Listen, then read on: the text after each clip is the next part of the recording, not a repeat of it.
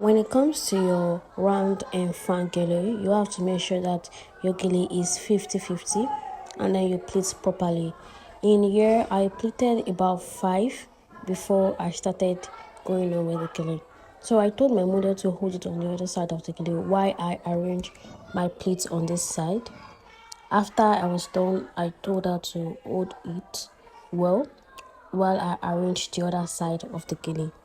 This is to make sure that the pleated part is well arranged before I moved further to the next one. Then I cross over the left hand of the gele, if I'm not mistaken, to the right hand. I put the left hand on top of the right hand.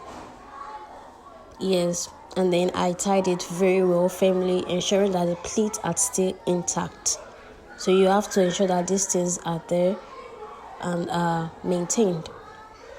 Can you see how the pleats are still staying together even after I tied it? So the left part of the gele is the first one I did. I started picking my pleats carefully so I can make a fan. When it comes to pleating of your fan, you have to ensure that the upper part is taken small and then the lower part is picked bigger. Okay, you pick the lower part very big and then the upper part will be small. It's just like you are picking your plate in the slant state instead of an equal state. So you keep doing this and keep pleating your plate in the middle, because this is a two-sided gele. We have the fan and then we have the round, so you have to keep pleating your gele in the middle. You have to keep pleating like I was doing here to pleat the fan. And then while you are doing that, ensure that you are arranging your pleats like I did. You have to ensure that your pleats are well arranged before you twist it. When it comes to picking of your pleats, you will use your index finger to bring in the pleats from inside, while you use your other thumb and index finger to take it, just like I was doing here. Is either you pick it or you use your index finger to pick it from inside.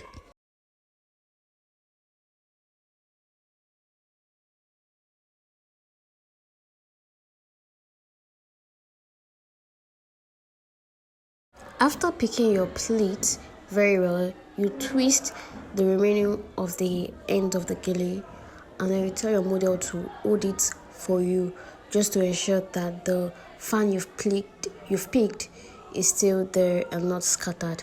I would have loved my fan to have started way earlier and no crime, but since this is how it turned out, I'm going to have to use it this way to teach you guys.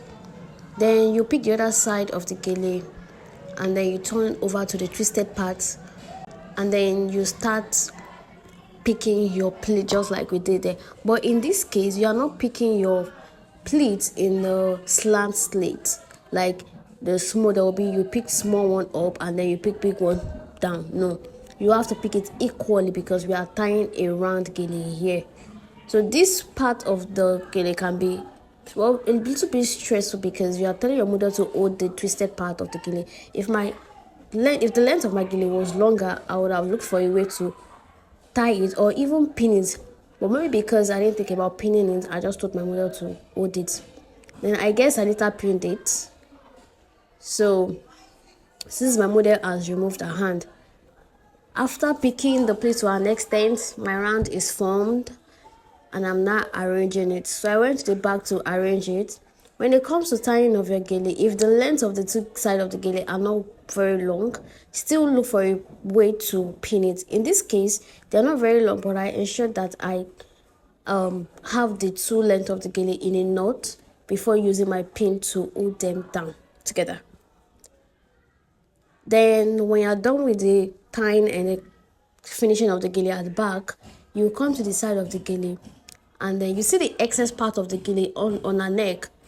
You will take them together and look for a way to pin it very well so it does not look too rough on the side there. So you pin it very well.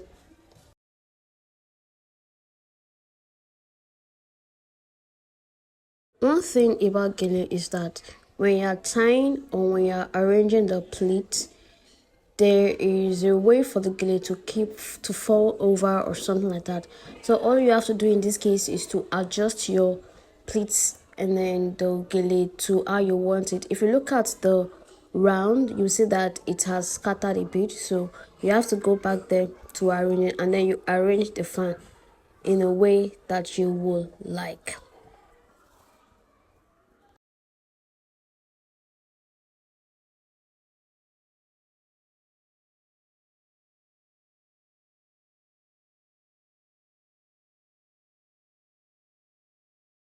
As you all know, one thing about me when it comes to tying of gele is to ensure that my gele are well pleated and they are perfect. They might not be as perfect as I want it to be like, but I will ensure that my gele is very perfect. So in this case, I went back pleating the round side of the gele to ensure that the pleats are not hidden but rather obvious. So I kept going back to adjust the gele to my preference, and I did the same thing with the fan as well by pushing them back and then ensuring that they are well settled. Like, do you understand what I'm trying to say? So when you're tying your gele as well, always and always go back for a perfect finishing.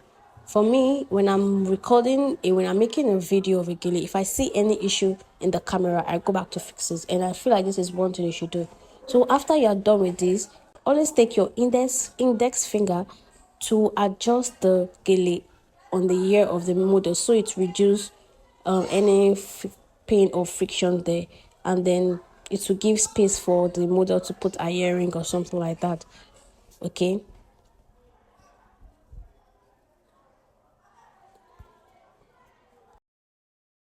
If you really like this video, please subscribe, like, and comment, and then see you in my next one. Thank you.